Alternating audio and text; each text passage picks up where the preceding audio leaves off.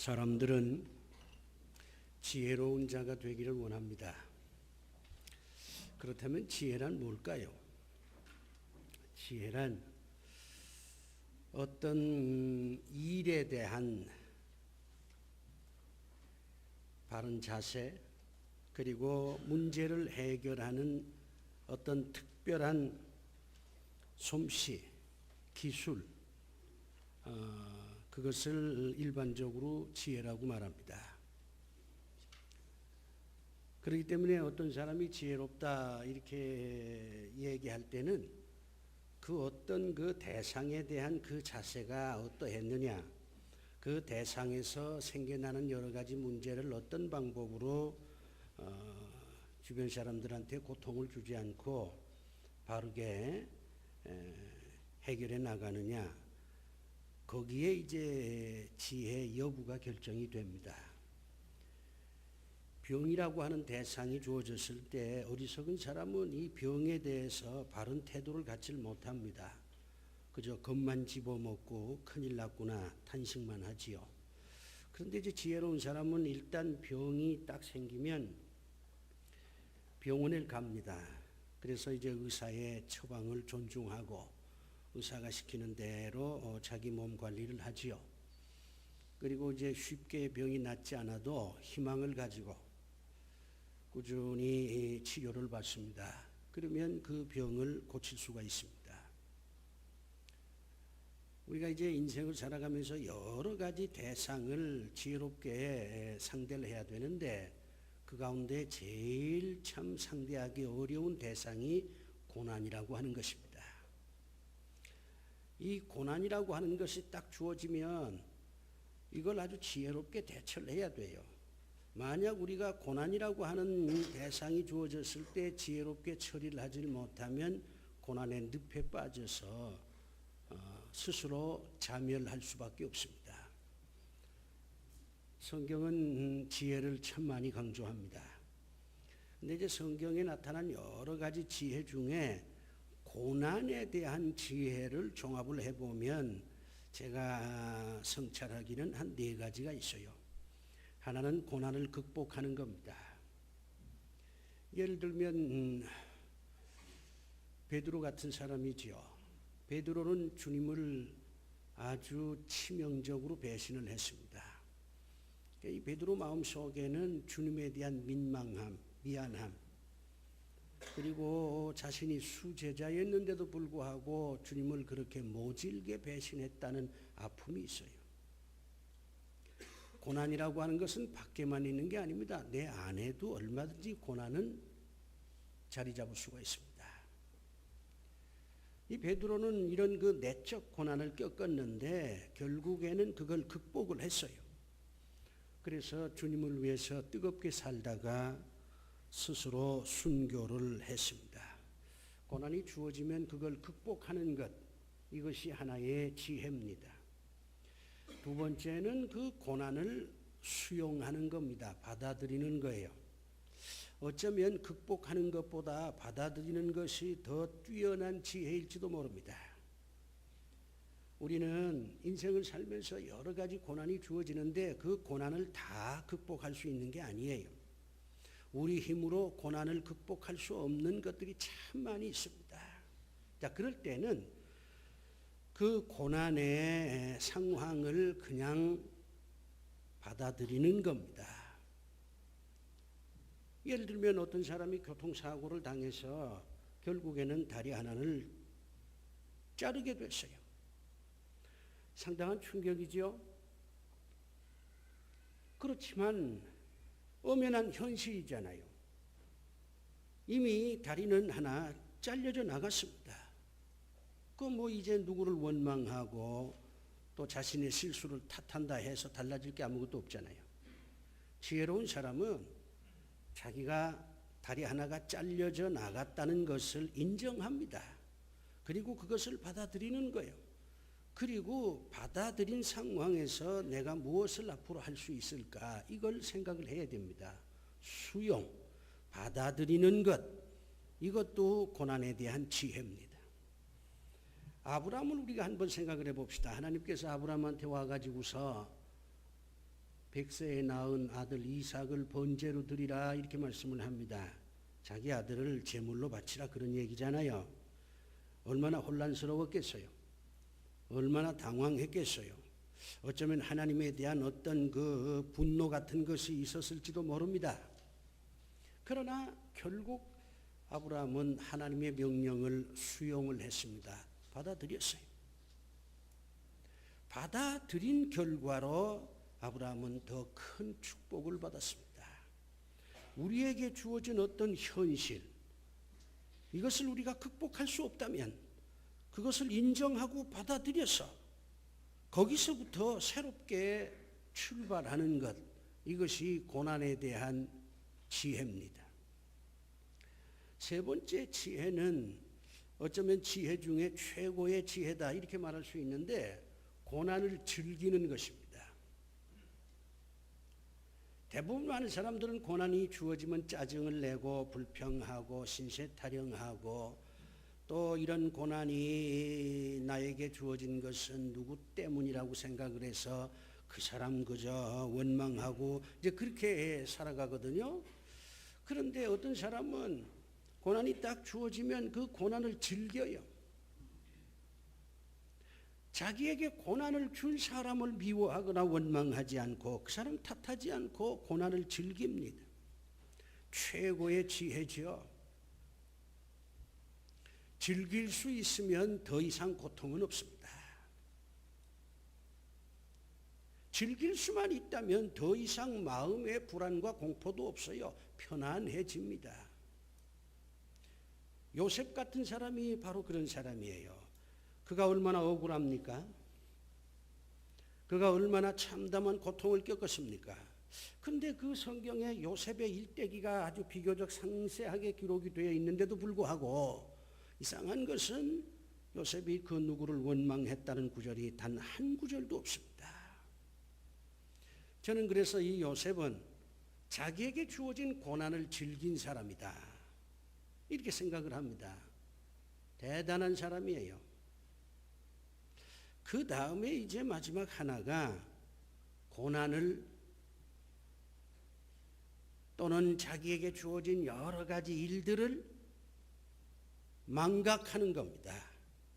잊어버린다고 하는 것, 이것이 지혜입니다. 요즘에는 송년회라고 하죠. 근데 저희가 젊었을 때는 망년회라 그랬어요. 망년이라고 하는 게 무슨 뜻입니까? 금년 한 해 동안 있었던 모든 것을 다 잊어버리고 새롭게 출발하자, 그런 뜻이잖아요.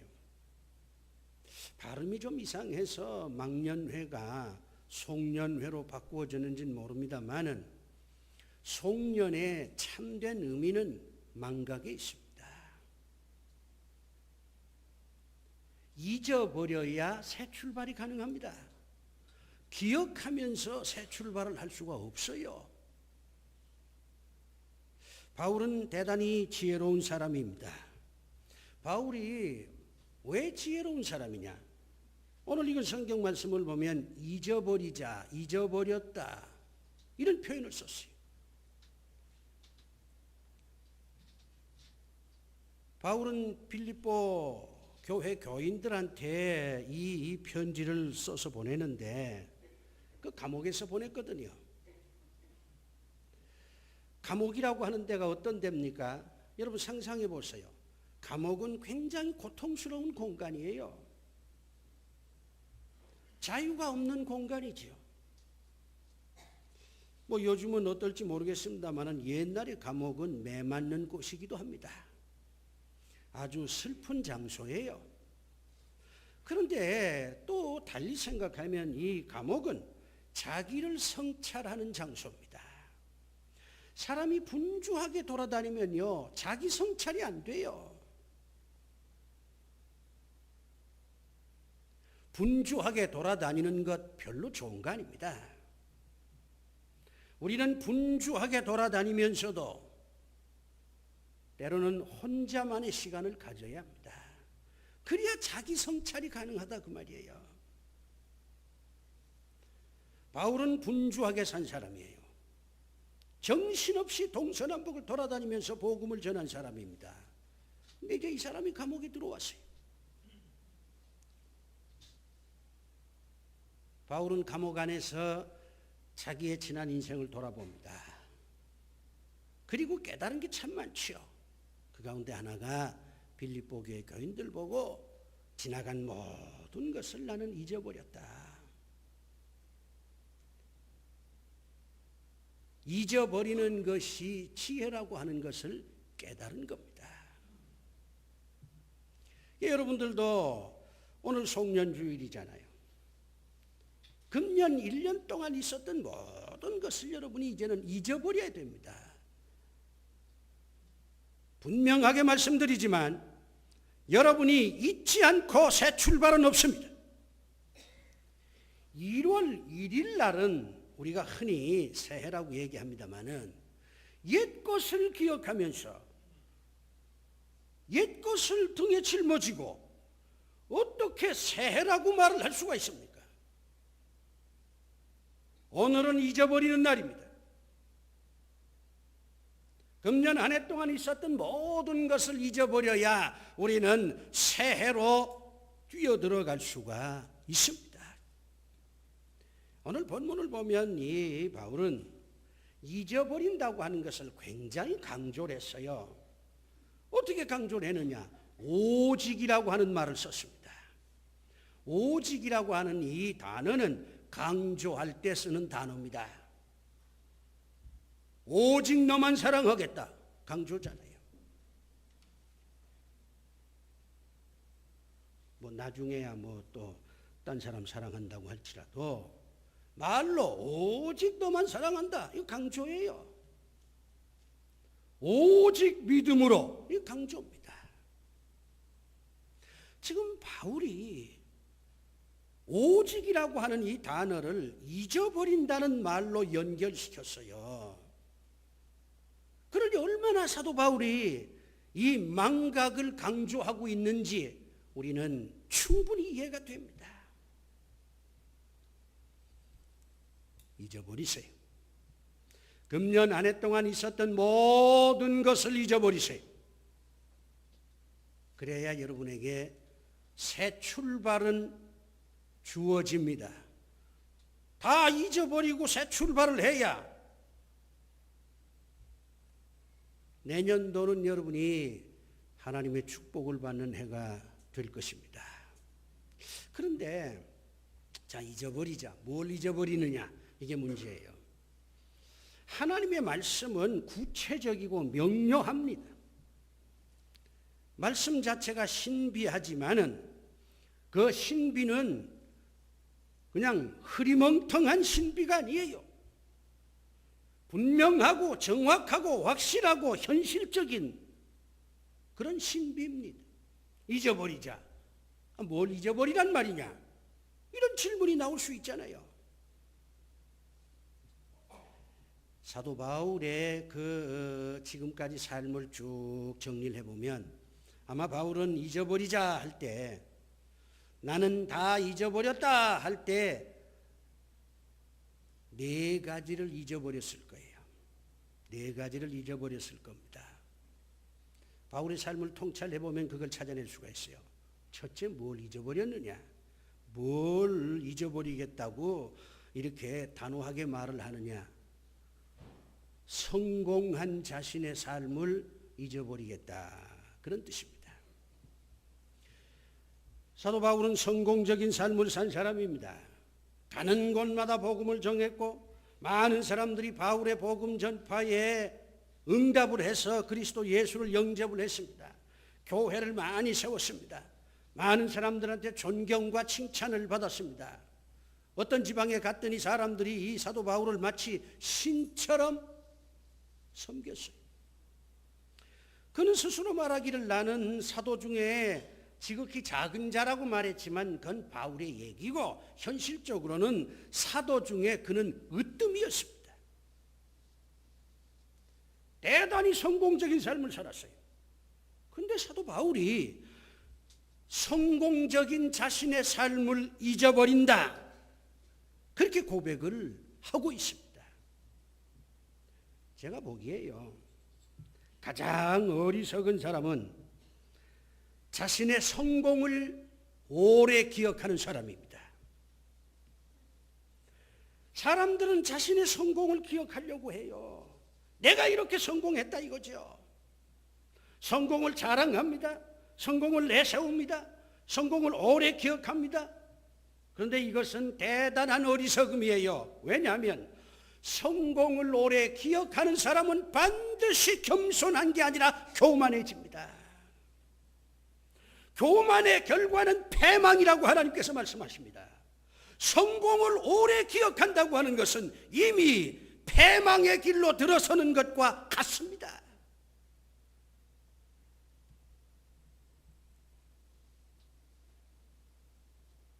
성공을 기억하는 사람은 그 성공 때문에 얻어진 결과에 대해서 만족합니다.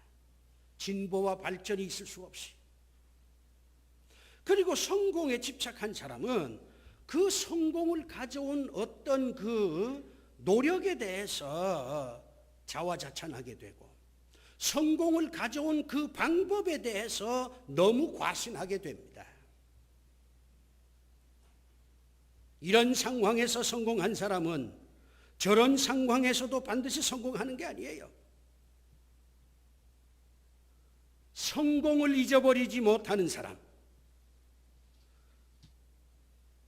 성공한 것에 자아도취에 빠진 사람, 마치 성공한 것을 대단하게 여기는 사람, 그 사람은 반드시 패망합니다. 그래서 사도 바울은 내가 지금까지 성공적인 인생을 많이 살았다. 그러나 다 잊어버렸다. 그렇게 말씀한 거예요. 여러분, 금년에 성공한 분들 계실 거예요. 거기에 너무 빠지지 마세요. 그거 별거 아닙니다. 여러분 그 성공에 빠지면 내년엔 더 큰 실패를 맛보게 될 거예요. 두 번째, 뭘 잊어버렸다고 바울은 고백하고 있는가? 이번엔 반대입니다. 실패한 것을 잊어버렸다. 그렇게 바울이 고백하고 있어요. 성공이 있으면 실패도 있는 법이에요. 모든 인간은 끝까지 성공하는 사람도 없고 끝까지 실패하는 사람도 없습니다. 인생이라고 하는 것은 실패와 성공이 서로 시계추처럼 교차되는 것입니다. 바울도 실패를 많이 경험한 사람이에요. 아테네라고 하는데 가가지고 복음을 전했지만은 실패했어요. 오히려 그 아테네에 있는 사람들하고 논쟁만 했지 복음 전하는 데 실패했습니다. 교회를 세우지 못했어요. 그는 개인적으로도 실패했습니다. 고린도 교회 교인들 가운데 상당수가 바울에 대해서 적개적인 감정을 품고 있었어요. 바울에 대해서 상당한 오해를 하고 있었습니다. 사도 바울을 거짓 사도라고 얘기하는 사람도 있었고, 사도 바울을 약속을 지키지 않는 사람이라 그렇게 비방하는 사람도 많이 있었습니다. 심지어는 사도 바울이 헌금을 제대로 쓰지 않고 유용했다, 이렇게 오해하는 사람도 있었어요. 큰 인물은 오해의 대상이 될 수밖에 없어요. 그러나 어쨌든 간에 그는 인간관계에서 실패했습니다. 많은 사람들이 바울을 비방하고 바울에 대해서 오해를 했어요. 실패지요. 그는 바나바와의 관계에서도 실패했습니다. 바나바가 어떤 사람입니까? 이 사도 바울이 다소라고 하는 마을에서 숨어 지낼 때에 이 바울의 인간 됨됨이를 통찰한 이 바나바가 다소까지 가서 바울을 설득을 해서 예루살렘으로 모셔왔어요. 바울에 대해서 항상 부정적으로 생각했던 사도들을 설득을 했습니다. 역사의 무대에 이 바울을 등장시킨 사람이 바나바입니다. 그런데 바나바하고 싸웠어요. 바울의 일대기를 가만히 보면 초창기에는 상당히 이 성깔이 깐깐하고 마치 무슨 정의의 사도처럼 외치고 주변에 있는 사람 실수를 눈감아 주질 못하고 주변 사람들이 실패하면 그것을 아주 지적하고 비난하고 그래서 결국 자기를 역사의 무대에 올려놓은 바나바까지 싸워가지고 떨어져 나갔어요. 마가라고 하는 청년이 믿음이 없어서 좀 경거망동을 했더니 그걸 이해할 수 있잖아요. 청년의 특권은 실수하는 겁니다. 나이가 들어갈수록 실수는 하면 안 돼요. 노인이 실수하는 것은 큰 어려움을 자초합니다. 그러나 젊었을 때는 실수할 수 있어야 합니다. 실수는 젊음의 특권이에요. 모든 사람들이 젊은 날 실수와 실패를 통해서 인생을 배우는 거 아닙니까? 마가라고 하는 이 청년이 좀 믿음이 없어서 너무 그저 전도하는 게 힘이 들다고 세상으로 가버리니까 그걸 좀 이해할 수도 있었을 텐데 그것 때문에 도무지 마가라고 하는 사람 상대도 안 하려고 했어요. 우리는 사도 바울의 좋은 면만 보지 그도 상당한 실패를 경험한 자입니다. 근데 이 바울이 나는 내가 실패한 것도 잊어버렸다 이렇게 고백을 하는 거예요. 아주 분주하게 여기저기 돌아다닐 때는 자기 성찰이 안 됐는데 감옥에 들어가서 가만히 자기 지나온 인생을 생각해 보니까 야 나도 참 실패를 많이 했구나. 내가 너무 옹졸한 사람이었구나. 내가 정말 배은망덕한 그런 존재였구나 깨달은 거예요. 그리고 난 다음에 잊어버리겠다 이렇게 고백을 했습니다.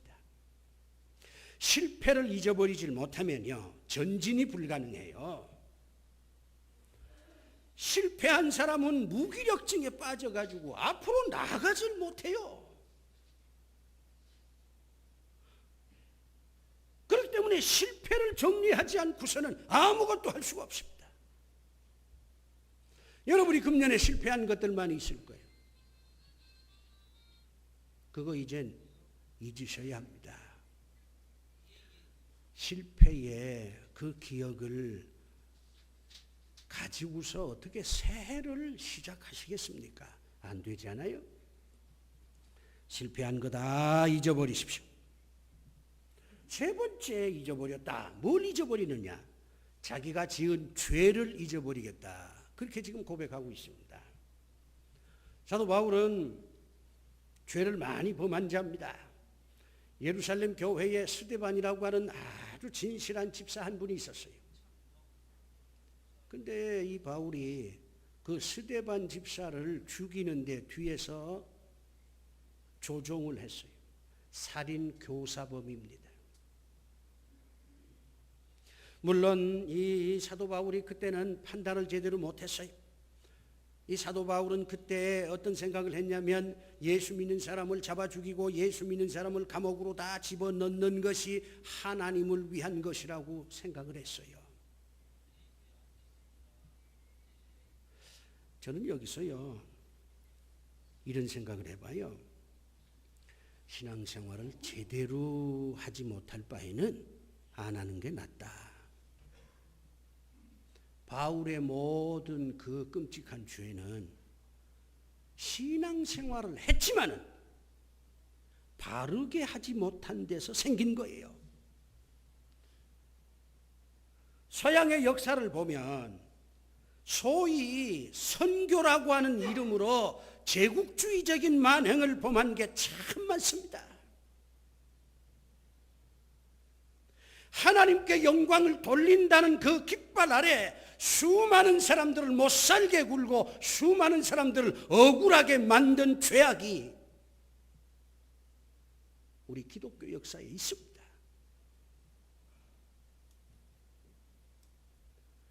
바르게 신앙생활을 했으면 그런 죄를 범하지 않았을 텐데 신앙 자체가 잘못되니까 하나님의 영광을 위한다는 미명하에서 인간을 고통스럽게 만든 그런 예가 많다 이 말이에요. 그러니까 신앙생활을 제대로 하지 못할 바에는 안 하는 게 나아요. 그게 사람들한테는 그래도 덜 피해를 줍니다.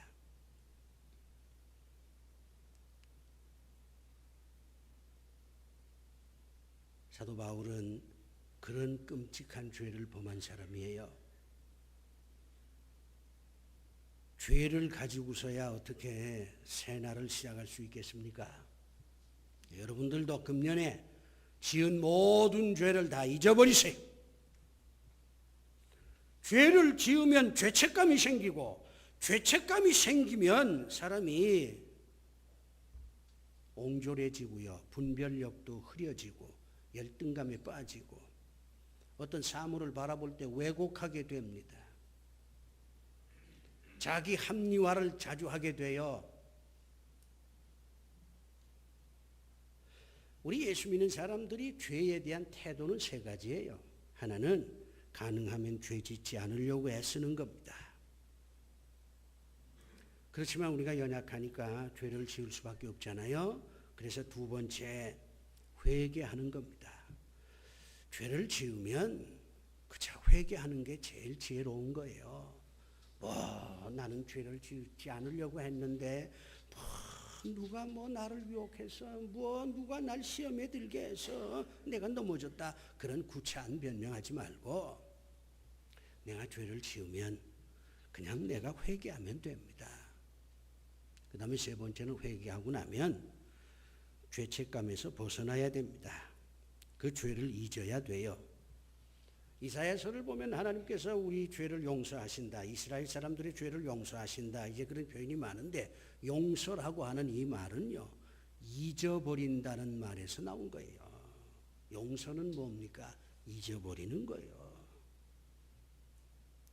남편을 용서한다는 말은 남편의 모든 그 과거를 다 잊어버린다는 거예요. 근데 사람들은 말로는 용서했다고 하면서 잊어버리질 않습니다. 그래서 저는 그런 생각을 해봐요. 용서받는 사람, 한 번 용서받는 건 괜찮은데 계속 용서받게 만든다는 건요. 이건 인권 모독이에요. 그리고 용서를 자주 하는 것, 그거 자꾸 기억했다가 또 용서하고 또 용서하고 또 용서하고, 그건요 교만이에요. 한 번 용서했으면 잊어줘야 합니다. 잊어버려야 돼. 하나님께서 우리의 죄를 용서하십니다. 그 말은 무슨 뜻입니까? 우리가 지은 죄를 하나님께서 다 잊어버렸다 그 말이에요.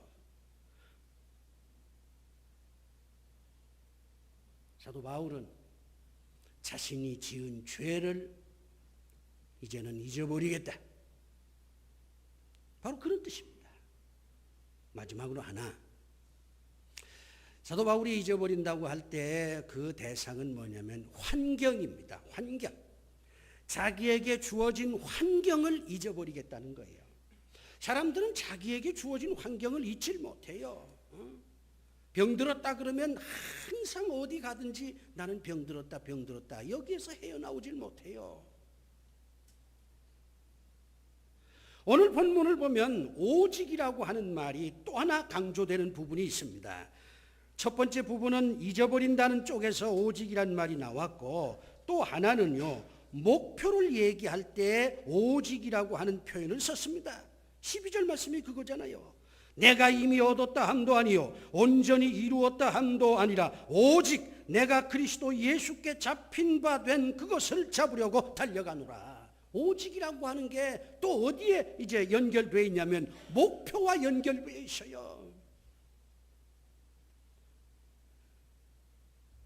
나에게 주어진 환경을 잊어버리지 않고서는 미래의 목표를 정할 수가 없어요. 여러분 생각해 보세요. 지금 감옥에 있는데 사도 바울이 내가 감옥에 있다. 이제 나한테는 자유가 없다. 이제 나는 곧 죽을 것이다. 이런 식으로 생각하면 목표 얘기를 할 수가 있겠어요? 내 인생이 여기서 끝나는데, 이 감옥 안에서 끝나는데 새로운 목표를 얘기할 수 있겠습니까? 표대를 향하여 달려가겠다고 하는 그런 말을 할 수가 있습니까? 하나님이 주신 상을 바라보면서 내가 열심히 앞으로 살겠다, 이런 찬란하고 놀라운 고백을 할 수가 있습니까? 없어요. 내가 지금 감옥 안에 있지만은, 그러나 나는 감옥 안에 있다는 이 자체, 나에게 주어진 이 상황을 다 잊어버린다. 그렇기 때문에 나는 표대를 향하여 앞으로 살아가겠다고 하는 결단을 할 수가 있었다. 그런 뜻입니다. 여러분에게 주어진 상황이 좋지 않을 겁니다. 그러나 그 상황도 잊어버리십시오. 그래야 새해가 여러분에게 열립니다. 사랑하는 교회 여러분, 오늘은 다 잊어버리는 날입니다. 금년 한 해 동안 있었던 모든 것 다 잊어버리시고 하나님이 주시는 새해로 달려가는 여러분이 되기를 주의 이름으로 축원합니다. 하나님 아버지, 다 잊게 하시옵소서. 그리고 새해로 달려가게 하여 주시옵소서. 예수 그리스도 이름으로 기도드리옵나이다. 아멘. 오늘 인사할 말이 생겨서 옆에 분들 다 잊읍시다. 네, 다 잊으세요. 모든 거 잊으세요. 오늘 2부 예배 마친 다음에 바로 이 자리에서 재직회 모이는 거 기억해 주시고요. 청년부 모임이